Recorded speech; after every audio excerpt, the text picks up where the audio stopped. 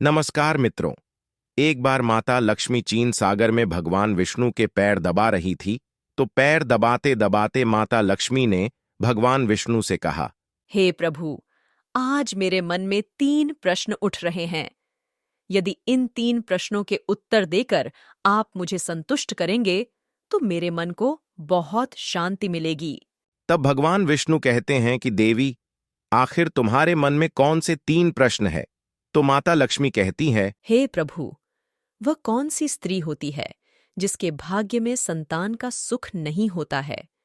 दूसरा प्रश्न है कि कौन सी स्त्री समय से पहले विधवा हो जाती है? और मेरा तीसरा प्रश्न है कि कौन सा श्रृंगार करने से स्त्री को स्वर्ग में स्थान प्राप्त होता है? तब भगवान विष्णु कहते हैं कि लक्ष्मी, यह तुम्हारे तीनों प्रश्न बहुत ही ज्यादा महत्वपूर्ण है। जो भी व्यक्ति इन तीनों प्रश्नों के उत्तर समझकर इस पर्याप्त ज्ञान को अपने जीवन में उतार लेता है, उसे जीवन में सुख की प्राप्ति होती है। मित्रों, भगवान विष्णु कहते हैं, देवी लक्ष्मी, अब मैं तुम्हें तुम्हारे तीनों प्रश्नों के उत्तर एक छोटी सी कहानी के माध्यम से देने वाला हूं। इस कहानी के माध्यम से तुम अपने तीनों प्रश्नों के उत्तर ठीक तरह से समझ पाओगी। परंतु मेरी एक शर्त है, जब तक मैं इस कहानी सुनाऊं, तब तक तुम्हें कहानी को ध्यान से सुनना है। तो माता लक्ष्मी कहने लगी है, प्रभु, मैं आपको वचन देती हूं कि इस कथा को मैं पूरे मन और लगन से सुनूंगी। आप कृपया उस कथा को आरंभ करें। तो मित्रों, आप सभी से विनती है कि आप भी इस कथा को पूरा जरूर सुनें। इसे आधा अधूरा सुनना आप माना जाता है। तथा शुरू करने से पहले कमेंट में जय मां लक्ष्मी और जय श्री हरि विष्णु अवश्य लिखें। मेरे प्रिय बंधुओं, भगवान विष्णु कहते हैं, लक्ष्मी, इसी राज्य में एक छोटा सा नगर था। उस नगर में एक सेठ रहता था। उस सेठ के 2 बेटे थे और सेठ के बेटों की शादी भी हो चुकी थी। सेठ की पत्नी और सेठ के बड़े बेटे दोनों का ही स्वभाव दुष्ट प्रवृत्ति का था। इसलिए सेठ की पत्नी अपने बड़े बेटे की पत्नी से बहुत ही ज्यादा प्यार करती थी। मगर छोटे बेटे की पत्नी जो थी, वह बड़े ही अच्छे स्वभाव की थी और वह एक पतिव्रता स्त्री भी थी और पूरे घर का सारा कामकाज भी वह अकेले ही करती थी। इतना कुछ होने पर भी सेठ की पत्नी और बड़े बेटे की पत्नी छोटी बहू का हमेशा ही अपमान करती रहती थी। मित्रों, भगवान विष्णु कहते हैं, लक्ष्मी शेठ के बड़े बेटे की बहू को एक बेटा था और छोटी बहू को एक पुत्री थी। सेठ की पत्नी हमेशा पुत्र को लेकर छोटी बहू को ताना मारती रहती थी, लेकिन वह क्या कर सकती थी? वह हमेशा उनके ताने सुनती रहती थी। मित्रों, तब भगवान विष्णु कहते हैं, हे लक्ष्मी, अब मैं तुम्हें छोटी बहू की कहानी अच्छे तरीके से समझाती हूं। इस कहानी से तुम्हें तुम्हारे पहले प्रश्न का उत्तर प्राप्त होगा। तुम्हारा पहला प्रश्न था कि कौन सी स्त्री के भाग्य में पुत्र की प्राप्ति नहीं होती है। तब भगवान विष्णु कहते हैं, देवी, उस सेठ की जो पत्नी थी, वह पहले से ही बड़े ही दुष्ट स्वभाव की थी। उसके कुटिल स्वभाव से सभी घर वाले बहुत ही ज्यादा परेशान थे, परंतु अपनी सीधी साधी छोटी बहू को वह कुछ ज्यादा ही परेशान करती रहती थी। उसको सताने में उसको बहुत ही ज्यादा आनंद आता था। सेठ के छोटे बेटे की पत्नी का नाम राधिका था। वह बेचारी राधिका सुबह जल्दी उठकर के अपने कामकाज में जुट जाती थी। कितना करने पर भी सेठ की पत्नी की निगाह में राधिका हमेशा खटकती रहती थी। एक दिन की बात है, राधिका घर में झाड़ू लगा रही थी। उसी की पत्नी बोली कि तेरे हाथ में जान नहीं है क्या? तो जल्दी जल्दी झाड़ू लगा। मैं मंदिर जा रही है, मेरे लौटकर आने से पहले भोजन बनाकर तैयार रखना और आते ही मैं उस भोजन को ग्रहण करेंगे। और सुन, एक अन्न का दाना भी बर्बाद ना हो पाए। वह बेचारी करती भी तो क्या, वह अपनी सास की बातों को सुनती रही और घर की साफ सफाई करने के बाद राधिका खाना बनाने में लग गई। खाना बनाते समय वह मन में सोच रही थी कि मैं इतना काम करने के बाद भी एक पल के लिए चैन की सांस नहीं ले पाती हूं और मेरी सांस हर समय मेरे काम में कोई न कोई गलती निकालती रहती है। राधिका यह सब सोच ही रही थी। इतने में दरवाजा खटखटाने की आवाज आई तो राधिका ने सोचा कि अभी तो भोजन तैयार ही हुआ है। लगता है मेरी सासू मां आज बहुत जल्दी ही लौट आई है। और राधिका ने दरवाजा खोला तो उसने क्या देखा कि बाहर दरवाजे पर एक सन्यासी महात्मा खड़े हैं। मित्रों, वह साधु महाराज राधिका से कहता है कि बेटी, तेरा सुहाग अमर रहे, बाबा को कुछ भोजन करा दे। मुझे बड़ी तेजी से भूख लग रही है। दोस्तों, भगवान विष्णु कहते हैं कि लक्ष्मी राधिका बहुत सुशील और संस्कारी थी। उसने सोचा कि साधु महाराज को भोजन करा तो दूर, परंतु यदि मेरी सांस आ गई तो मेरी खैर नहीं। फिर कुछ देर सोच विचार करने के बाद में उसने सन्यासी को भोजन करने के लिए अंदर आने को कहा। और उसी समय राधिका के मन में एक विचार आया कि साथ से डरना कैसा। यदि मेरी सांस आ भी जाए ही और मुझसे कुछ कहेगी तो मैं उनसे कह दूंगी कि मैं अपने हिस्से का भोजन इन महात्मा को दे रही हो।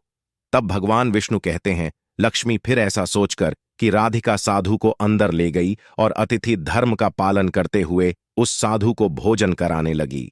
अभी साधु भोजन कर ही रहा था कि राधिका की सांस आ गई और फिर साधु को घर के अंदर बैठा भोजन करते देखकर कि उसका गुस्सा 7वें आसमान पर जा चढ़ा और एकदम से साधु महाराज से कहने लगी, यहां पर क्या किसी प्रकार का भंडारा या दावत नहीं चल रही है, जो तो राह चलते भीख मांगो को घर में बिठाकर खिला रही हो।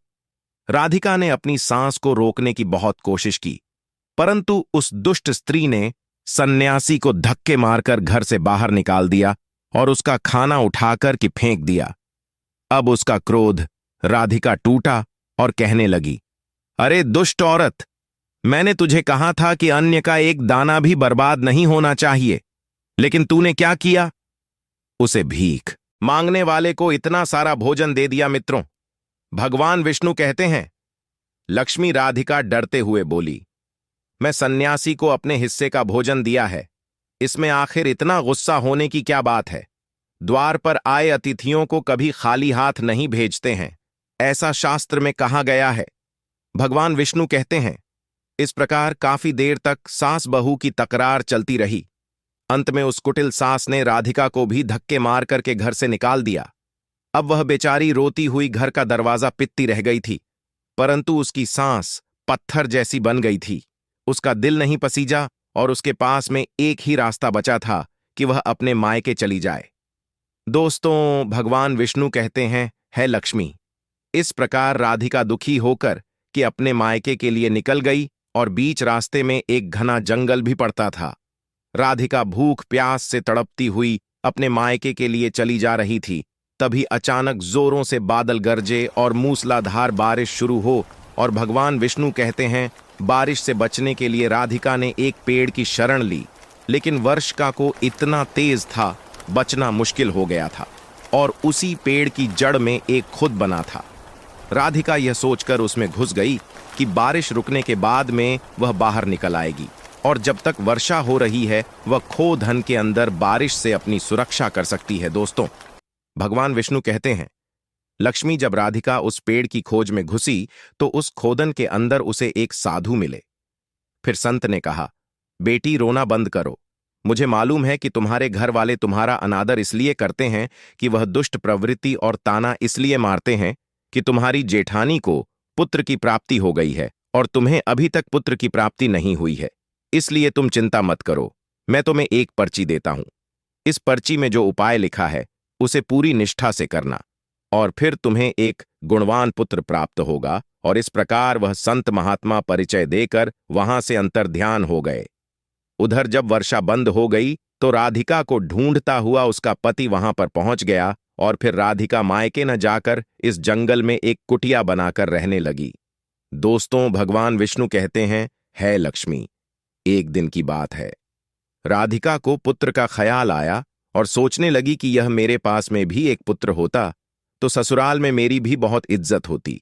वह ऐसा सोच ही रही थी कि उसे संत की दी हुई वह पर्ची याद आ गई और जब राधिका ने पुत्र प्राप्ति के लिए उस पर्ची को पढ़ा तो उसमें लिखा था कि बेटी पुत्र प्राप्ति के लिए हमेशा स्त्री को हमेशा पुरुष के बाईं तरफ सोना चाहिए। ऐसा करने से कुछ समय के बाद में बाईं करवट लेटने से नाक का दायां स्वर और दाहिनी करवट लेटने से नाक का बायां स्वर चालू हो जाता है और फिर जब भी पुत्र प्राप्ति की इच्छा हो तो उसे स्थिति में मिलन से पहले यह निश्चित करिए कि पुरुष का दायां स्वर चलने लगे और स्त्री का बाएं स्वर चलने लगे। इस समय गर्भ धारण किया जाना चाहिए। ऐसा करने से निश्चित ही पुत्र की प्राप्ति होती है और इसके विपरीत नाक के स्वर चलने से उत्तरी होती है। दर्शकों, पर्ची में आगे लिखा था कि मासिक धर्म शुरू होने के प्रथम 4 दिवस में मिलन से पुरुष रोग को प्राप्त होता है। 5वीं रात्रि में मिलन से कन्या की प्राप्ति होती है। 6ठी रात्रि में मिलन से पुत्र होता है। 7वीं रात्रि में मिलन से बंध्या पुत्री होती है। 8वीं रात्रि मिलन से ईश्वरशाली पुत्र प्रतीक होता है। 9वीं रात्रि में मिलन से ऐश्वर्यशाली पुत्री होती है। 10वीं रात्रि में मिलन से अतिश्रेष्ठ पुत्र होता है। 11वीं रात्रि में मिलन से सुंदर अच्छे संस्कार वाली पुत्री होती है। दोस्तों, भगवान विष्णु कहते हैं, लक्ष्मी, इस प्रकार उस राधिका ने 10वीं रात अपने पति से मिलान किया और गर्भ धारण किया।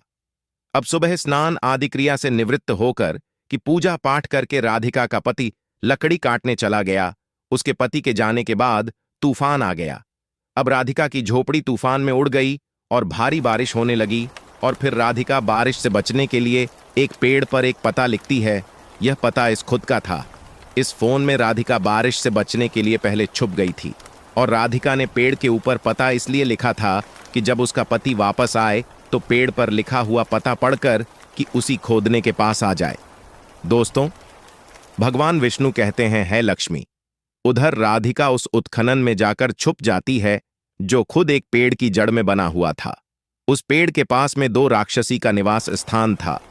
इधर तो वह राधिका वर्ष से बचने के लिए उस उत्खनन में छुपी हुई थी और उधर वह दोनों राक्षसी बारिश से परेशान होकर के उस पेड़ की तरफ चली आ रही थी। पेड़ के नीचे आकर के एक राक्षसी कहने लगी, अब तो चला भी नहीं जाता है, वरना मन तो कर रहा था कि सोना टापू पर चली जाऊं। तभी दूसरी राक्षसी बोले, इसमें क्या बड़ी बात है, यह पेड़ हमें अभी उड़ा के वहीं पहुंचा देगा जहां पर सोने का टापू है। ऐसा कहकर कि वह दोनों राक्षसी पेड़ की शाखा पर बैठ गई और पेड़ एकदम से उड़ने लगा। उधर थकी हारी राधिका खोदन में छुपी हुई थी। खोदन में घुसते ही राधिका को नींद आ गई थी, लेकिन पेड़ के उड़ने से लगने वाले झटके से राधिका की नींद खुल गई और पेड़ को उड़ता देखकर कि वह एकदम से घबरा गई। दोस्तों, जब राधिका ने खनन से बाहर देखा तो पेड़ की डाल पर 2 राक्षसी बैठी थी और राधिका ने उपस्थिति के साथ समझौता किया और सोचा कि जो होगा अच्छा ही होगा। फिर कुछ देर की उड़ान के बाद में वह पेड़ एक सोना टापू पर पहुंच करके उतर गया। उधर दोनों राक्षसी को भूख लग रही थी, इसलिए वह दोनों शिकार की तलाश में निकल गए। दोस्तों, भगवान विष्णु कहते हैं, लक्ष्मी, उन दोनों राक्षसी कि जाने के बाद में राधिका खुद से बाहर निकली और उसने चैन की सांस ली। अब जैसे ही राधिका ने सोना टापू पर फैली रेत को देखा तो एकदम से अचंभित में बढ़ गई कि यह रेत तो चमचमा रही है। और जैसे ही राधिका ने रेत को हाथों में उठाया तो एकदम से चिल्लाने लगी, अरे यह तो सोना की रेत है। और फिर राधिका ने अपनी शादी की। आंचल में वह जितना रेत बांध सकती थी उसने बांध ली और पुनः आकर के इस खोज में छुप गई। दोस्तों, भगवान विष्णु कहते हैं, इधर तो राधिका को उत्खनन में वापस जाना हुआ। उधर दोनों राक्षसी पेड़ पर वापस आ गई और वह आपस में कहने लगी, आज तो भरपेट खाना खाकर की पूरी तृप्ति हो गई, अब चलो वापस लौट चलते हैं हम जहां से आए थे। और फिर इस प्रकार थोड़ी देर में वह पेड़ उड़कर कि इस स्थान पर पहुंच गया जहां से वह पेड़ उड़ करके गया था। दोस्तों, भगवान विष्णु कहते हैं, है लक्ष्मी, वह राधिका तब तक इस खोज में छुपी रही जब तक किसी कार्यवश वह राक्षसी उसे पेड़ से चली नहीं गई। और जैसे ही वह दोनों उस पेडीडीएच से चली गई, वैसे ही राधिका सोने के रेत लेकर के उत्खनन से बाहर आ गई और मन में सोचने लगी कि इतना सारा सोना देखकर कि मेरी सासू मां खुश हो जाएगी और अब मैं अपने ससुराल वापस जाऊंगी और अपनी सासू मां को इतना सारा सोना दूंगी। फिर वह मुझसे कभी भी नफरत नहीं करेगी और मुझसे प्यार करने लगेगी। भगवान विष्णु कहते हैं, है लक्ष्मी, इधर तो राधिका ऐसा सोच रही थी, तब तक राधिका का पति ढूंढता हुआ इस खुद की तरफ आ जाता है और राधिका अपने पति को सारी बात बताती है और अपने पति के साथ वापस अपने ससुराल पहुंचकर कि अपनी सासू मां से कहती है, देखो सासू मां, मैं आपके लिए क्या लाई हो। और ऐसा कहकर पर कि वह सारा सोना अपनी सासू मां को देती है और उसे सोना कैसे प्राप्त हुआ वह सारी घटना भी अपनी सासू मां को बता देती है। दोस्तों, भगवान विष्णु कहते हैं, सोना लेने के बाद में राधिका की सांस एकदम से क्रोधित होकर की बोली, अरे मूर्ख औरत, इतना सोना लेकर आ गई, इतने सोने से क्या होगा, मैं होती तो बहुत सारा सोना लेकर आजादी। राधिका कहने लगी, माँ जी, हमारी 3-4 पीढ़ियां के लिए इतना सोना काफी है। तो साफ कहने लगे, अरे मूर्ख, सोना भी काफी होता है क्या? जितना हो उतना ही काम है। अब देख, मैं जाऊंगी और कितना सोना लेकर आती हूं। भगवान विष्णु कहते हैं, है लक्ष्मी। राधिका ने अपनी सास को बहुत समझाया, परंतु लालची दुष्ट स्त्री के समझ में एक भी बात नहीं आई। उसने राधिका की एक भी बात नहीं सुनी और जाकर के इस पेड़ की खोज में बैठ गई। उधर वह दोनों राक्षसी जैसे ही पेड़ पर आई तो एकदम से वह पेड़ उड़ने लगा, उड़ता हुआ जा रहा था। उधर वह राधिका के सास मन ही मन में बहुत खुश हो रही थी कि आज मैं बहुत सारा सोना एक साथ बतौर खिलाऊंगी। भगवान विष्णु कहते हैं, इधर तो राधिका की सांस अपने मन में खुशियां मना रही थी। उसी समय एक राक्षसी कहने लगी, चलो आज स्वर्ण द्वीप पर चलकर के मत्स्य द्वीप पर चलते हैं। आज मछलियां खाने का बहुत मन कर रहा है। और फिर जैसे ही राक्षसियों ने मछली खाने का मन बनाया, वैसे ही वह पेड़ मत्स्य द्वीप की तरफ चला। भगवान विष्णु कहते हैं, लक्ष्मी, इस प्रकार राक्षसों की बात सुनकर कि खून में बैठी लालची स्त्री स्वयं पर संयम नहीं रख सकी और एकदम से बोल पड़ी, अरे तुम क्यों नहीं जा रही हो? मत्स्यद्वीप मत जाओ, सोना टापू पर चलो। अब जैसे ही उस लालची स्त्री इतनी आवाज दी तो सियों ने समझ लिया कि इस पेड़ की खोज में कोई जरूर छिपा बैठा है, और उन्होंने जैसे ही खून में प्रवेश किया और फिर जैसे ही उन दोनों राक्षसी ने उस लालची स्त्री को देखा तो एकदम से उसे उठाकर के पेड़ से नीचे फेंक दिया और धरती पर गिरते ही उस लालची स्त्री की मौत हो गई। अब जैसे ही सूचना उसके घर वालों को मिलती है तो उस स्त्री का पति यानी राधिका का ससुर राधिका के पास जाता है और उसे कहता है, बेटी, मैं तो उसे पहले से ही समझता था कि तू ऐसा काम मत, कभी भी किसी को नाराज नहीं करना चाहिए, और बहू बेटी की तरह होती है, उनको प्यार देना चाहिए, मगर उसने मेरी एक भी बात नहीं मानी और उसे उसके कर्मों का फल आज मिल गया। दोस्तों, भगवान विष्णु कहते हैं, लक्ष्मी उधर राधिका अपने पति के साथ में सुखपूर्वक जीवन यापन करने लगी। फिर कुछ समय गुजरने के बाद में राधिका को एक गुणवान पुत्र की प्राप्ति हुई, और पुत्र की प्राप्ति के बाद राधिका की खुशी का ठिकाना नहीं रहा और वह भगवान का शुक्रिया करने लगी। उधर सेठ के बड़े बेटे की बहू, जो हमेशा राधिका को पुत्र को लेकर ताने मारती रहती थी, जब राधिका को पुत्र की प्राप्ति हो गई और उसे धन भी प्राप्त हो गया, उधर सेठ के बड़े बेटे और बहू के दिन गरीबी में गुजरने लगे तो सेठ की बड़ी बहू जाकर के राधिका के आगे हाथ जोड़ करके अपनी गलती के लिए माफी मांगने लगते हैं। राधिका एक बहुत ही दयावान स्त्री थी और बहुत ही मधुर संबंध वाली स्त्री थी, इसलिए वह अपनी जेठानी को मां कर देती है और वह जो भी सोना लेकर आई थी उसमें से कुछ सोना वह अपनी जेठानी को भी दे देती है। इस प्रकार वह पूरा परिवार अच्छे से जीवन यापन करने लगता है।